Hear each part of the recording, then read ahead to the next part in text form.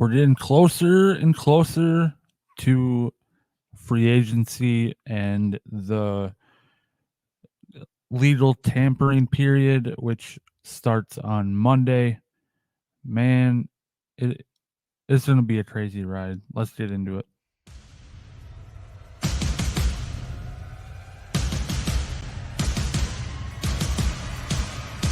Oh my God. Block. Who do you block?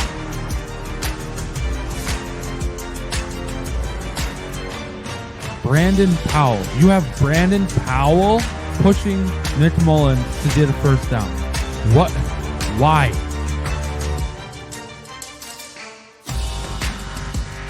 The Mad Pick ran out for us. When we needed this guy over and over again, he would not be denied. On Monday Night Football.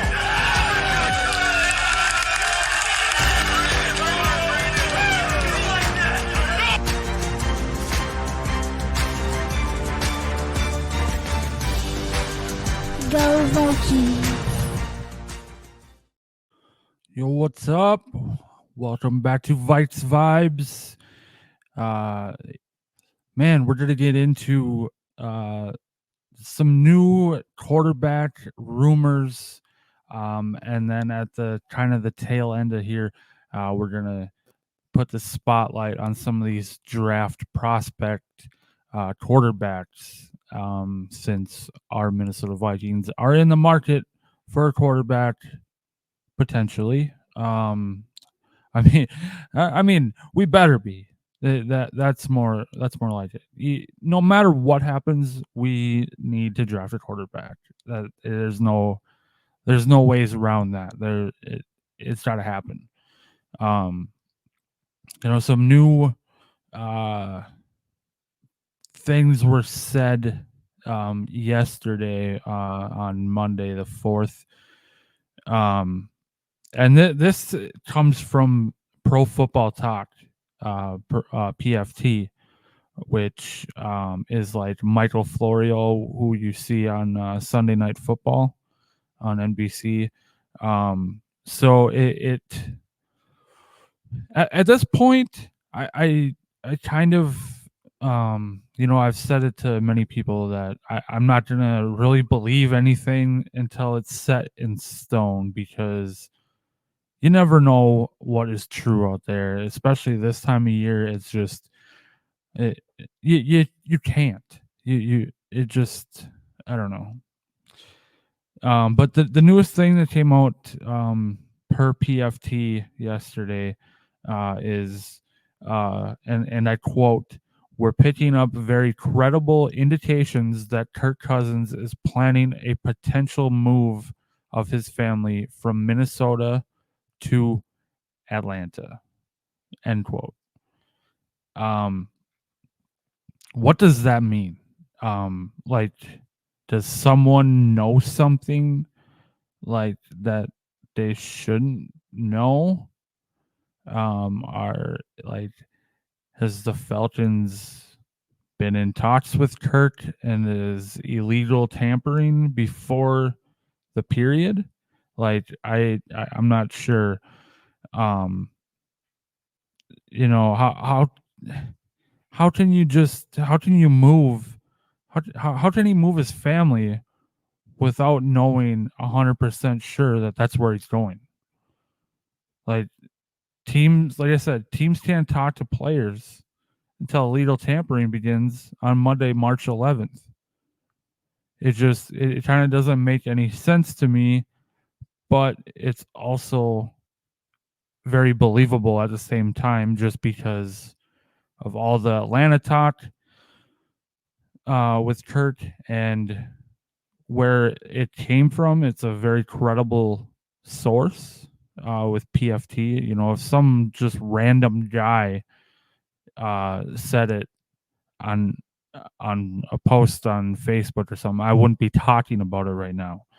But this came from an actual a credible source out there in Pro Football Talk. So I wanted to address it and just it's just weird to me. Like, I mean, I guess I don't really know how it all works with players and where they live and stuff, but I mean, I suppose some players should live in different states than where they play. It's probably not the best, um, you know, convenient, especially with Kirk having a family. You get done with the home game, you like to just go home, drive home, and you're with your family. Well, after a home game, you're gonna have to get on a plane and go back, fly back to Atlanta.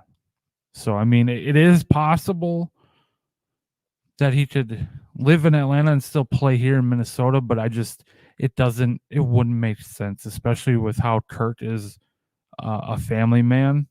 And it just, in that sense, it doesn't make sense to me either.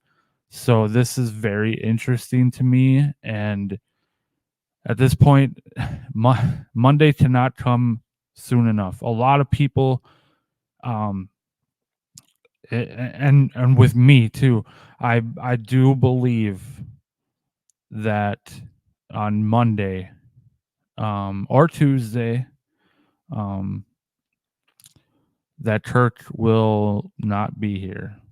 There was talks that it's a game of chess and checkers that the Vikings are kind of playing. Like, it could be like where Minnesota's like, yeah, we want you, but under our parameters, we're not gonna give you a huge deal. So whatever works for us, take it or leave it. If you think you can uh, get a huge payday, go ahead. We'll move on and we'll figure it out. And I mean, and Kirk could be like, well, I know that I can get a big payday. And it's like, well, I mean, I think at this point, the Vikings might be like, yeah, we absolutely want Kirk back, but we're not ready, or we're not willing to go into a bidding war and give you the farm again, especially with us having to extend Justin Jefferson. I mean, it's the money. At this point, I think that Kirk Cousins will go for the best deal, which I'm sure it's going to be Atlanta, because Atlanta has already said that. Well, I don't know for sure. There's people out there that have said that the Falcons owner has said, no matter what it takes, whatever you have to pay, get Kirk Cousins here. And and it's a plus for Kirk, because his wife's parents still live in Georgia. That's where she grew up. So that's that's another huge factor in this decision that I think he will make. And then on top of that, just real quick, I think Danielle Hunter will be gone next week as well. Brian Burns in Carolina and Josh Allen in Jacksonville, they just got franchise tagged today, on Tuesday, which I believe today is the deadline to franchise tag players. So that means that Danielle Hunter is probably going to be the highest paid free agent at his position, which I don't think we're going to be able to afford what he is going to expect. So I really hate to say it, but I think Danielle Hunter will be gone next week, Monday, Tuesday, whatever. There's been talks of the Lions, the Bears, even. I don't remember. There was another one, but I don't remember. But I do I do feel that Kirk and Daniil Hunter will both be gone next week. Back to the Kirk thing, even though it's just all smoke, there's just more and more signs that point Kirk going to Atlanta. If so, what's Kwesi gonna do next? Is he gonna draft our day one starter, bring in a free agent quarterback? Talks on free agent quarterbacks. Well, not free agents, I guess. But there's a lot more rumors about us going after Justin Fields. They're starting to ramp up a lot more lately, and I don't think we would have to give up our first rounder, and we could keep that 11th pick this year. I don't think that would be a bad idea. I think that if that's what we were to do, I would be happy with it. I mean, I honestly believe that Justin Fields could be very, very good here with the weapons that he would have. On top of, him being mobile, and we don't know what the running game is going to look like yet. Alexander Madison is officially released. Not that he, it's no disrespect to Madison. He didn't do very much last year anyway. So, are we going to bring in a free agent running back? Are we going to draft a running back? That kind of plays into it too. But, people, people may say he won't fit in this offense. This is something I just thought of today. Kevin O'Connell, I mean, every coach has a specific type of game plan that they like to run. They like to install and everything. And people might say, and they might be saying it right now, I'm sure they are, that Justin Fields wouldn't fit in this offense as he's a running quarterback, but it happens all the time where a coaching staff adjusts its playbook and everything to a new quarterback. I mean, so why can't we do it? And Kevin O'Connell is a very smart coach. He does have his moments. We've seen that the last couple of years, but take into consideration this last year. I mean, yeah, we didn't do very good, but we had 4 different quarterbacks, and he had to, keep changing the playbook around to fit that quarterback. Well, in a possibility where Kirk leaves and Justin Fields comes in, he can build a playbook and a game plan, whatever you want to call it. He has time before the season starts to build it for Justin Fields. Not on the fly where he has a few days to go from Kirk to Jaron Hall to Josh Dobbs to Nick Mullins. I mean, he can thoroughly sit down with his coaches and actually put together a full-fledged and thought-out playbook with Justin Fields as the starter. So I just think that why can't we? Why not us? Like, if that's what the case was, with all the people saying he won't fit in, okay, well, we'll make him fit in. Like, that's where coaching comes in. Build to what your players' strengths and weaknesses are, and go with that. And then yesterday, the Broncos informed Russell Wilson that they are going to be releasing him next week. And I instantly was a little worried, just because in the past there's been talks of us, the Vikings, going to get Russell Wilson, and no, absolutely not. I do not want Russell Wilson. Quasey, do not do it. Don't. No.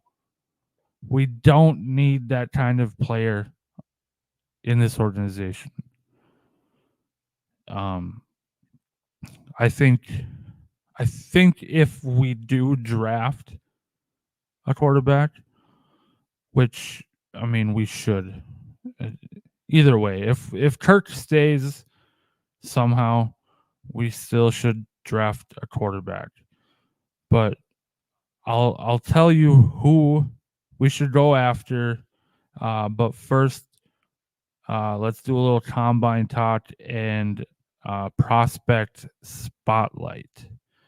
But before that, my one sponsor down at the bottom of the screen there, Dubby, is an energy drink, comes in a powder form.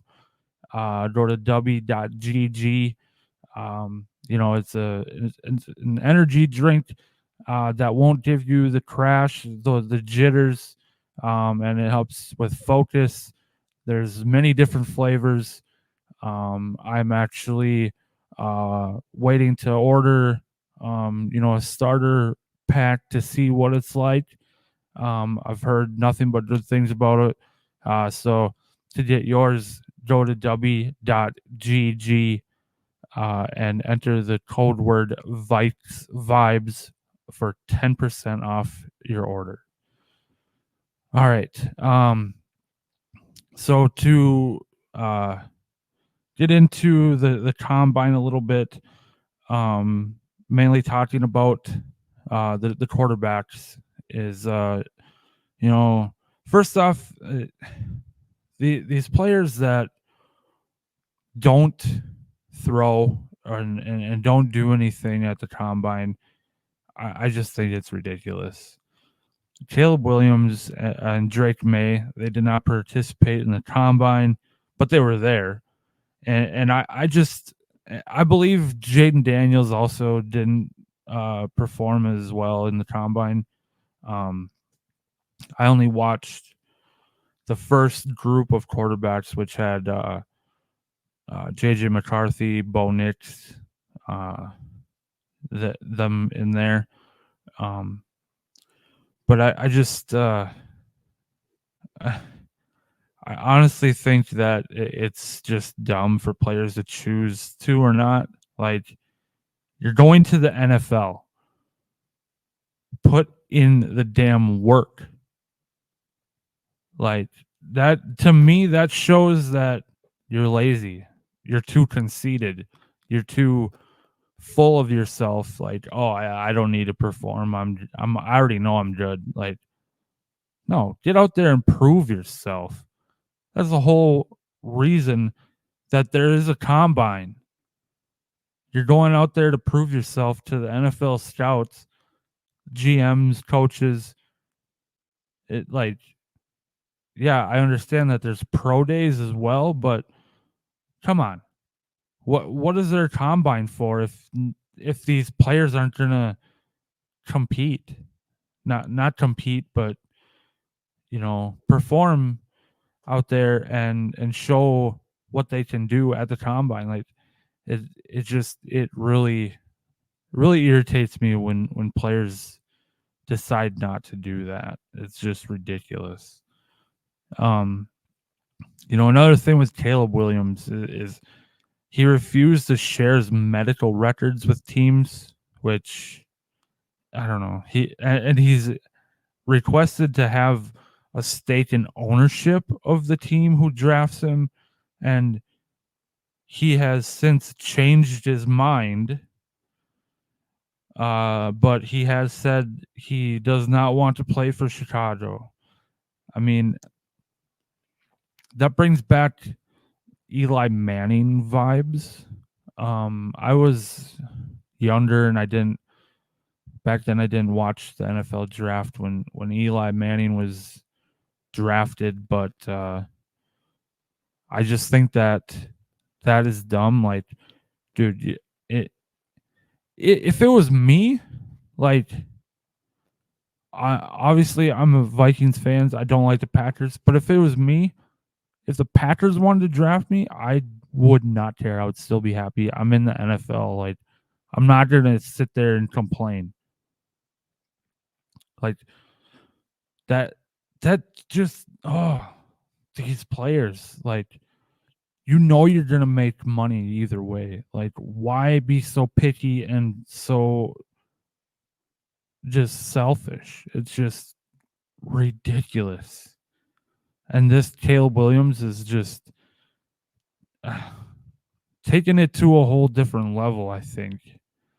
Um, I honestly would not that want that kind of person on my team if I was at any team.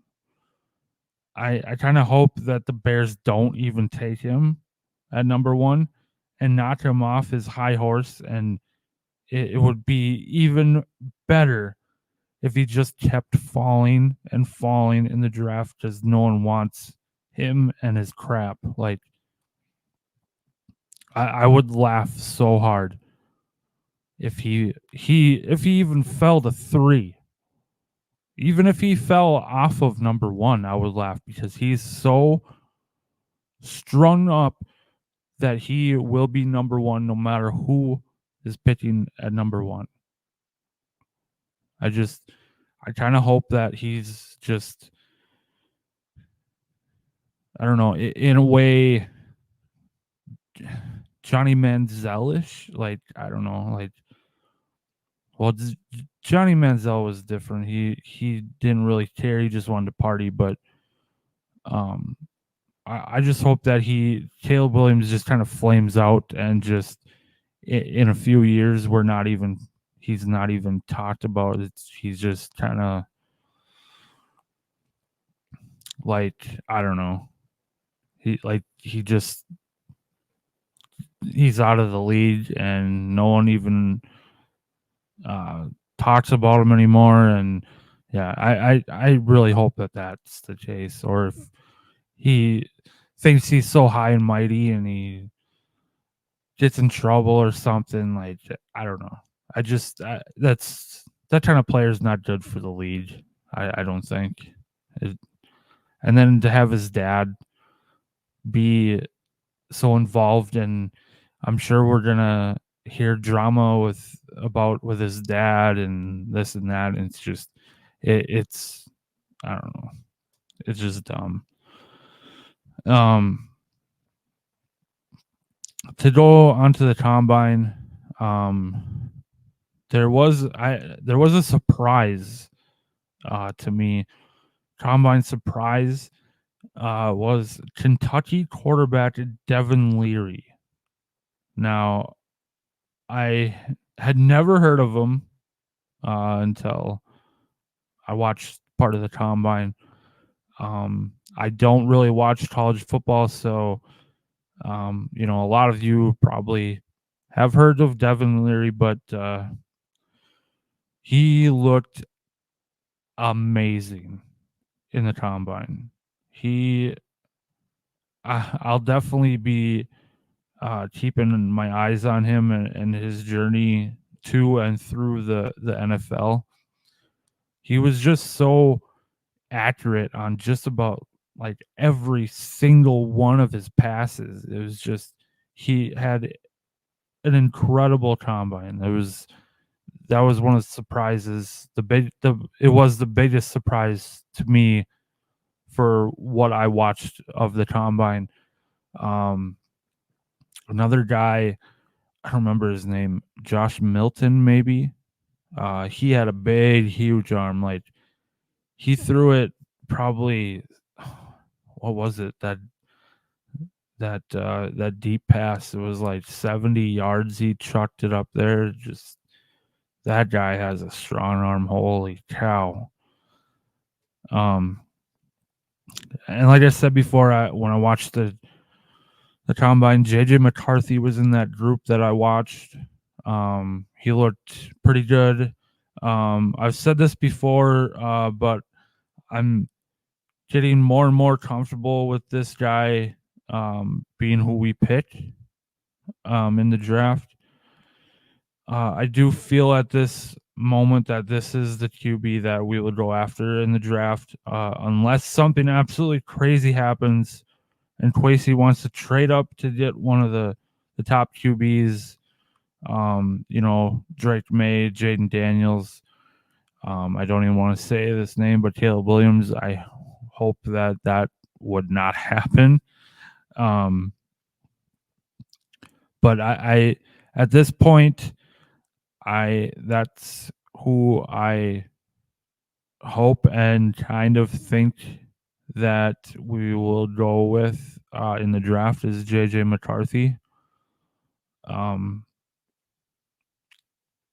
Yeah, another one. Bo Nix is another guy that I watched at the combine. He looked pretty good as well. I guess I don't know. I would be okay with Bo Nix. But my first pick would be Jaden Daniels, but I don't think that that's going to be possible. But now we're going to get into the draft or the prospect spotlight, I guess. I put together some posters, if you will. So let's see here. Hold up a second. There we go. Let me share my screen here.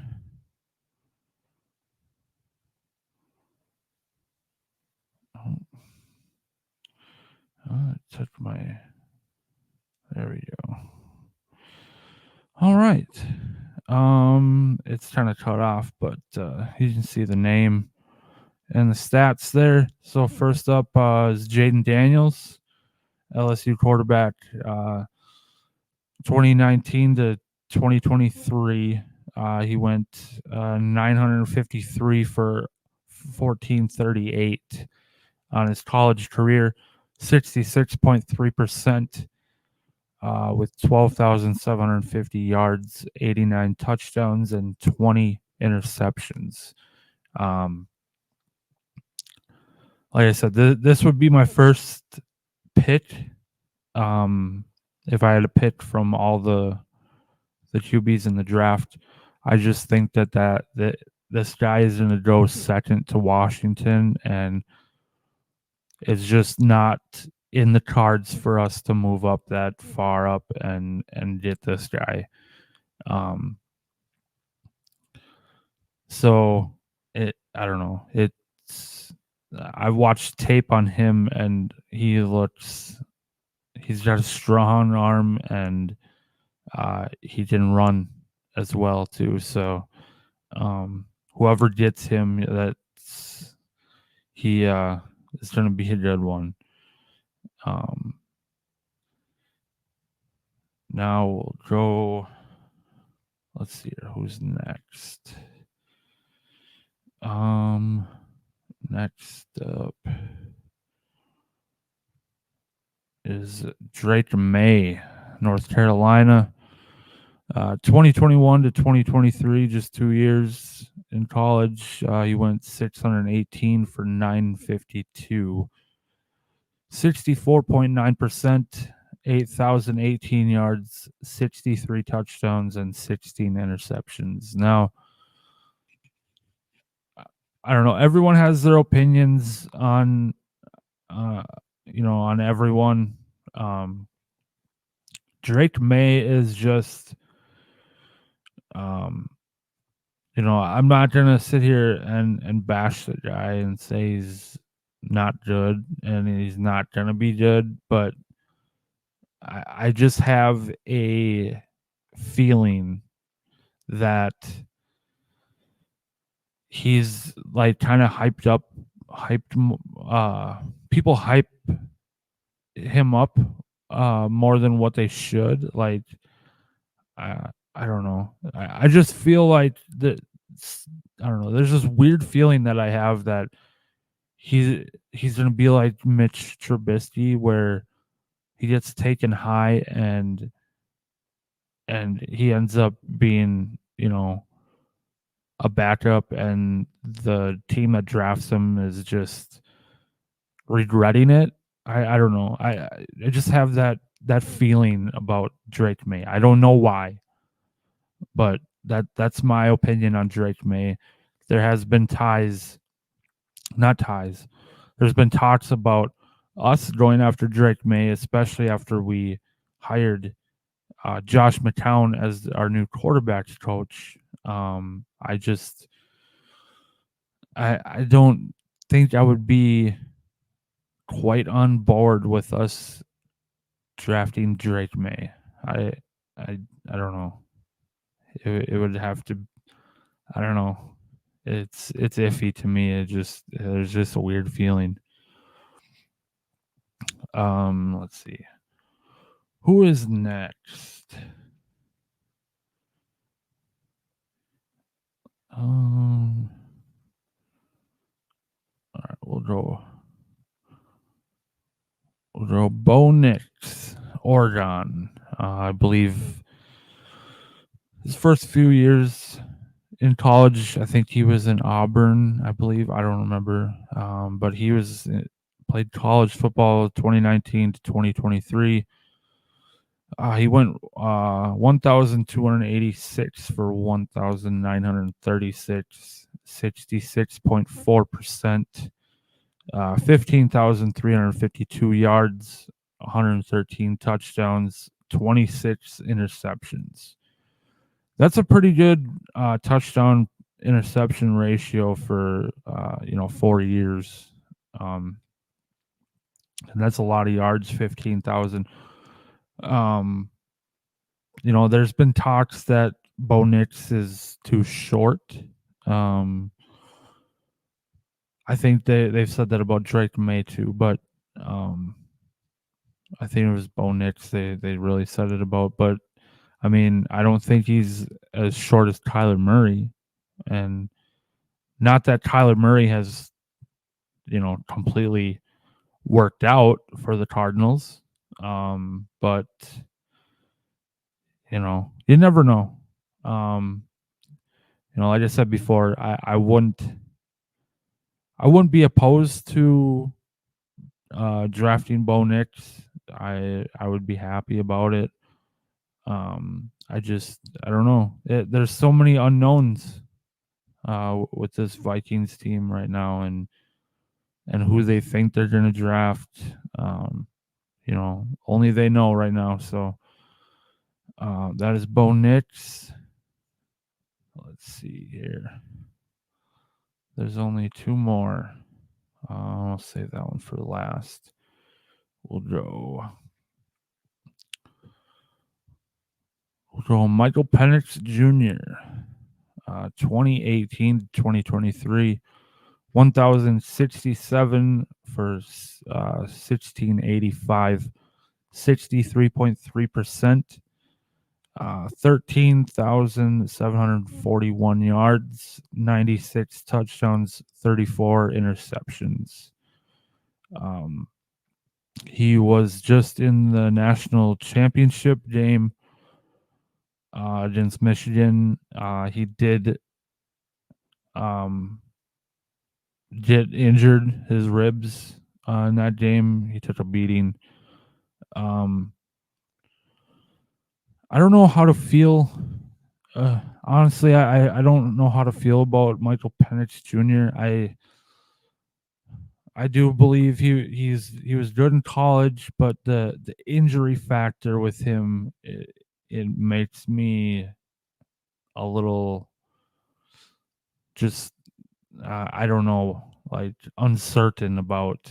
I mean, if that's who we get, I mean that I can't say I wouldn't.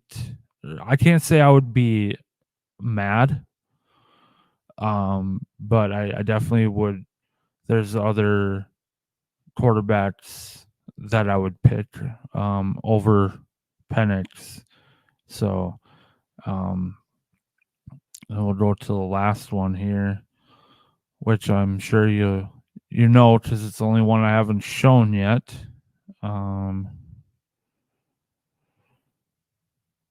JJ McCarthy. He was also just in the national championship game and won against Michael Penix's Washington team.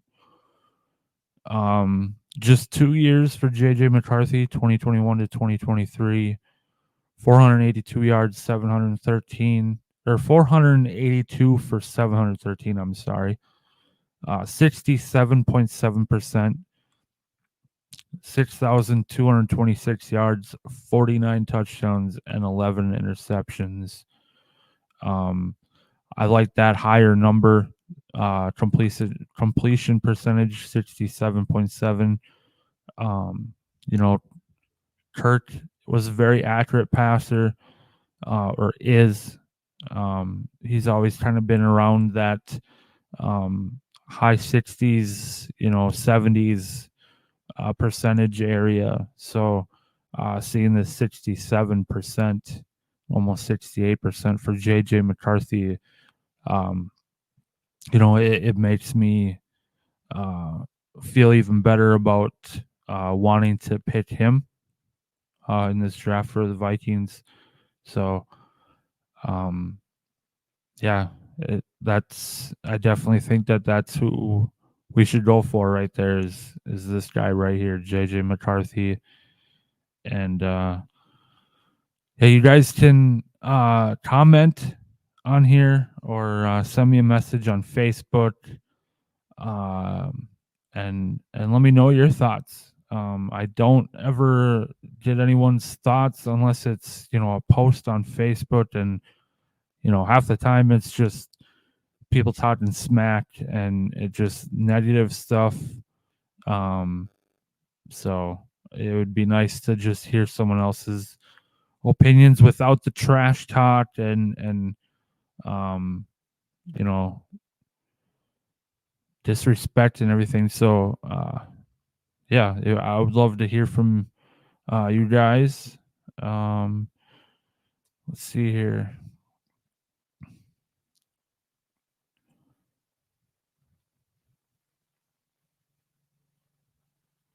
Oh yeah, there's another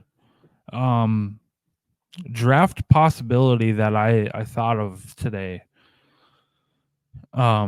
which involves Justin Fields. So I thought about it, and there's this possibility here.